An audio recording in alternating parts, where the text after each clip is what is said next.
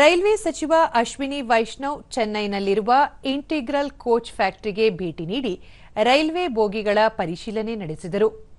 ನಿರ್ಮಾಣ ಹಂತದಲ್ಲಿರುವ ವಂದೇ ಭಾರತ್, ಅಮೃತ್ ಭಾರತ್ ರೈಲುಗಳ ಬೋಗಿಗಳನ್ನು ವೀಕ್ಷಿಸಿದರು. ಬಳಿಕ ರೈಲ್ವೆ ಸೌಲಭ್ಯಗಳನ್ನು ವಿಸ್ತರಿಸುವುದು ಕೇಂದ್ರ ಸರ್ಕಾರದ ಪ್ರಯತ್ನವಾಗಿದ್ದು, ಜನಕಲ್ಯಾಣಕ್ಕೆ ಪ್ರಥಮ ಆದ್ಯತೆ ನೀಡಲಾಗುತ್ತಿದೆ. ಹಲವು ಯೋಜನೆಗಳ ಜಾರಿಗೆ ಭೂ ಸ್ವಾಧೀನಪಡಿಸಿಕೊಳ್ಳುವುದು ಪ್ರಮುಖ ಸಮಸ್ಯೆಯಾಗಿದ್ದು, ತಮಿಳುನಾಡು ರಾಜ್ಯ ಸರ್ಕಾರ ಈ ವಿಚಾರದಲ್ಲಿ ಸಹಕಾರ ನೀಡುವ ವಿಶ್ವಾಸವಿದೆ ಎಂದು ಹೇಳಿದರು. ರಾಜ್ಯ ಮತ್ತು ಕೇಂದ್ರ ಸರ್ಕಾರಗಳು ಜತೆಯಾಗಿ ಕೆಲಸ ಮಾಡಿದರೆ ಜನರಿಗೆ ಉತ್ತಮ ಮೂಲಸೌಕರ್ಯ ಒದಗಿಸಲು ಸಾಧ್ಯ ಎಂದು ಅಭಿಪ್ರಾಯಪಟ್ಟರು.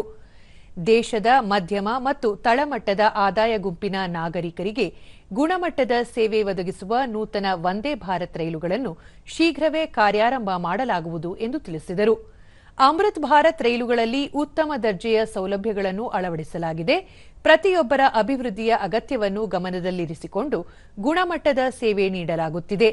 ಸುಗಮ ಹಾಗೂ ಹಿತಕರ ಪ್ರಯಾಣಕ್ಕೆ ಅನುಕೂಲವಾಗಲು ರೈಲ್ವೆ ವ್ಯವಸ್ಥೆಯನ್ನು ಪರಿವರ್ತನೆ ಮಾಡಲಾಗುತ್ತಿದೆ. ಸಬ್ಕಾ ಸಾಥ್ ಸಬ್ಕಾ ವಿಕಾಸ್ ಎನ್ನುವುದು ಪ್ರಧಾನಿ ನರೇಂದ್ರ ಮೋದಿ ಅವರ ಸ್ಪಷ್ಟ ಧ್ಯೇಯವಾಗಿದ್ದು, ಅದಕ್ಕೆ ಪೂರಕವಾಗಿ ಕೆಲಸ ಮಾಡಲಾಗುತ್ತಿದೆ ಎಂದರು. Meticulously thought through, going to the root cause.